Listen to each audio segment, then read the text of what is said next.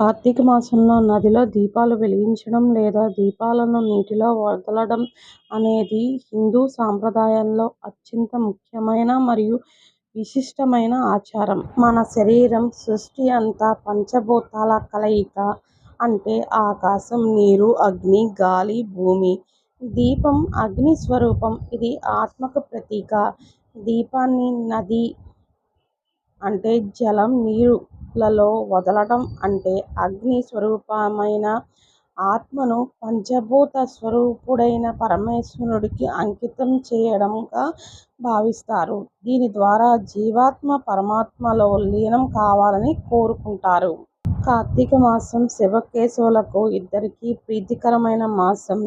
నదులలో స్నానం చేసి దీపాలు వెలిగించడం, వదలడం వలన తెలిసి తెలియక చేసిన పాపాలన్నీ తొలగిపోతాయని ప్రగాఢంగా నమ్ముతారు. సాధారణంగా నదీ స్నానం వల్ల సకల పుణ్య నదుల్లో స్నానం చేసిన ఫలితం లభిస్తుందని చెబుతారు. దానికి దీపం తోడైతే ఆ పుణ్యం ఇంకా పెరుగుతుందని భావిస్తారు. దీపం అజ్ఞానమనే చీకటిని తొలగించి జ్ఞానమనే వెలుతురుని ఇస్తుంది. నదిలో దీపం వదలటం అనే జ్ఞానం, చైతన్యం మరియు అంతిమ విముక్తి వైపు మార్గాన్ని సూచిస్తుంది.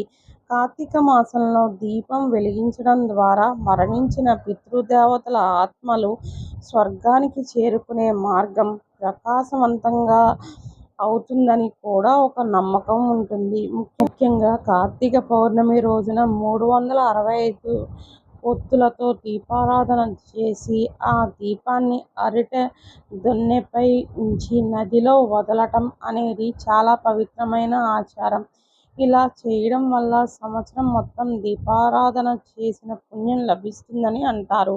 ఈ విధంగా కార్తీక మాసంలో నదిలో దీపాలు వదలటం అనేది ఆధ్యాత్మిక, శాస్త్రీయ, సాంప్రదాయ కోణాల నుంచి ఎంతో విశిష్టతను కలిగి ఉంటుంది.